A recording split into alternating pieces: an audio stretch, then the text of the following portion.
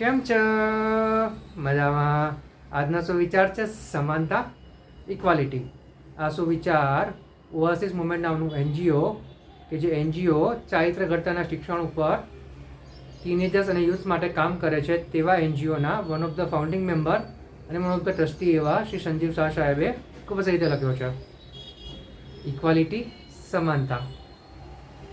મોટા ભાગે અમીરનો આનંદ ગરીબોના આંસુઓ દ્વારા પ્રાપ્ત થાય છે. મારા વાલા મિત્રો, વાત કડવી છે પણ સાચી છે.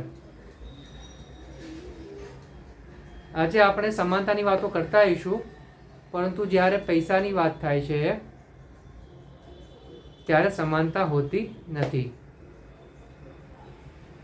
આપણને કોઈના અમીર બનવા પણ કોઈ જ પ્રોબ્લેમ નથી, કોઈ જ સમસ્યા નથી. ફક્ત વાત એટલી જ છે કે જે અમીર બન્યો છે, જેની પાસે પૈસા આવ્યા છે, તે જરા પાછળ વળીને વિચારે કે આજે તે જગ્યા ઉપર પહોંચ્યો છે, તે જગ્યા ઉપર તે કેવી રીતે પહોંચ્યો છે. જો તે આગળ વધ્યો છે અને તેની સાથેના લોકો કે જે લોકોએ તેમને સાથ આપ્યો છે, તેમની સાથે રહ્યા છે, જો તે લોકો પાછળ રહી જાય તો આ અમીર વ્યક્તિના અમીર બનવા પર કોઈ મતલબ નથી થતો અને જે સમાનતાની વાત છે તે અહીંયા પડી ભાંગે છે.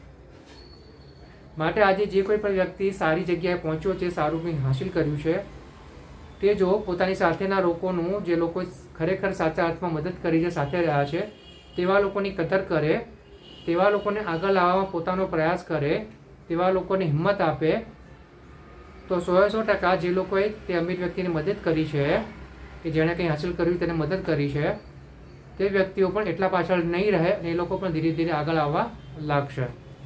અને જ્યારે આવા લોકો, આવી વ્યક્તિઓ આગળ આવે છે ત્યારે સાચા અર્થમાં સમાનતાનું નિર્માણ થાય છે. માટે આવો સમાનતાનો ગુણ આપણે દરેકે આપણા જીવનમાં ઉતારીને, જે લોકોએ આપણને ક્યાંય પણ કોઈ પણ રીતે મદદ કરી છે ને જો આપણે ક્યાંક પહોંચ્યા છીએ ને તે લોકો પાછળ છે, તો આપણે તે લોકોને 100% આગળ ખેંચવાનો પ્રયાસ કરવો જોઈએ અને આવી જ રીતે સમાનતાને પ્રાપ્ત કરવું જોઈએ. Thank you.